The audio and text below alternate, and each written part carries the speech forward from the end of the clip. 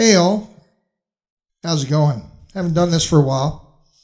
Been just getting things kind of straight. I felt the need to do this because of something that happened on the gig to me on Saturday with these. And you know, I've been using these more and more on stage, trying to get that good sound. And I think I'm coming close. I'm still not happy with my tom-toms yet, but take a listen.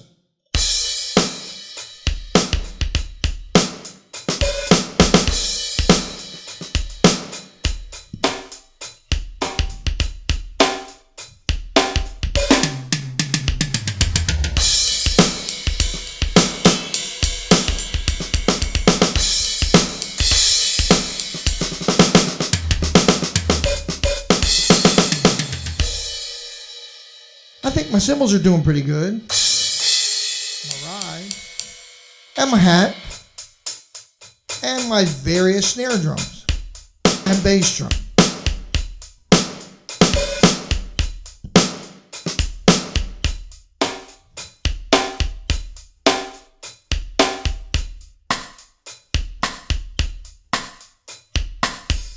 So I got some pretty good sounds going, but still not happy with that. Sounds a little bit too electronic-y for me, so I'm working on it. But this is what I had to say about the gig, and this is concerning me. So much so that I'm going to have to go through a variation on stage. I'm playing the gig, and we're doing a sound check. And I managed to hook my TD12 up to the new sound engineer's board, got all my channels mapped out, and you know, I've got 4 outs and things like that, and everything was going cool. And everyone was asking for a little more drums in the floor wedges, because that's all they get to hear on stage. They don't get to hear what I'm hearing through here. They get to hear from the wedges what it sounds like. And on stage, lately, I've been using these. These are in-ear monitors from Shure. Work really pretty well, and I'm pretty happy with it.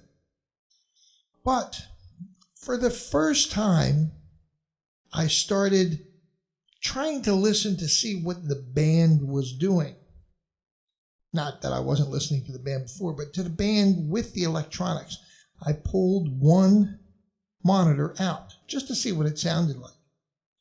And the floor wedges were present, but they weren't loud. And here's the rub, if you will. And this is my fault with playing all electronic. With it being not loud enough, for me, using my in-ear monitors, it's not a big deal. I can always turn them up and go through it. But when you have a monitor system that is on the floor or some kind of wedge either in front or behind, and if it's not loud enough, it creates a latency. Now, this is not like a MIDI latency. This is a distance latency. And consequently, everyone in the band was watching me smack a snare drum, but was about that much later than I was, and I'm clicking along.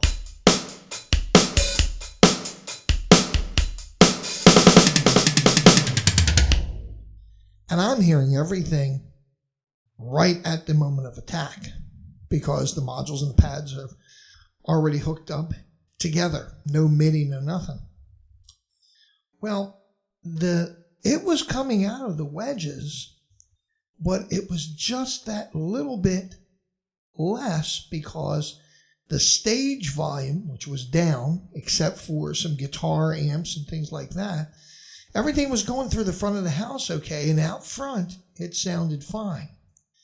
But on stage, because the only thing that the band was hearing was the pads themselves, not the sound coming out of here, but the pop, pop, pop, pop, pop of the pad, In addition to the sound of the floor wedge having the actual tone, it created a little bit of a time lapse. And I think it was, I'm mistakenly calling it a latency. It's more like a time lapse between the distance of being on the floor and the distance of your ears. Now, with the reason why I'm saying I'm so concerned is because with a traditional kit being up here, when I pop a tom-tom or a snare drum, they are hearing it right at this location, which is only a foot or so from their heads. Even though they're standing out, the distance down is only a couple of feet down from their ear canals. And when I pop a cymbal, ask my bass players about that. I've nearly deafened a few of them with some of my cymbals. And not that that's such a good thing. It's just that it's right there in their face, literally. Consequently, if you're not up in the monitors with the actual electronics, you hear this. Let's see if I can get it to do this because I'm hearing a cymbal right now. You hear kind of just a rubber when you're playing with electronics. And that creates a problem. So I am going to try and eliminate this.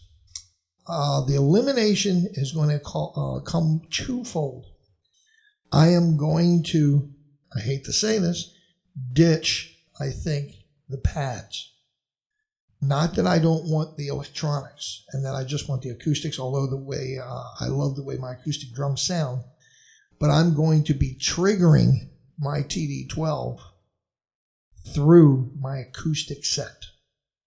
And the reason I'm doing this is because A, I think it will help eliminate any kind of time lag or latency difference or whatever you want to call it between the live action of the drum itself and the actual playing of the other players, because let's face it, if I'm hitting it right here, you're going to hear it right here, right now, as opposed to hearing it coming back at you.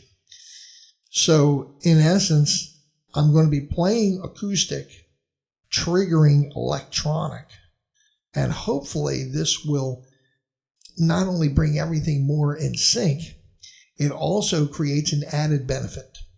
I played a gig a couple of months ago, and during that gig, my bass drum went out, and it was Panic City because, let's face it, if I'm playing bass drum and there's no bass drum sound, all you hear is that pad clicking against each other, the beater kicking against the pad.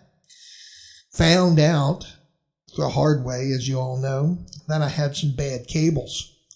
And once that I got, adjusted and got all my cables correctly, it sounds okay. But at that particular time, it was Panic City because I didn't know the cables were a problem.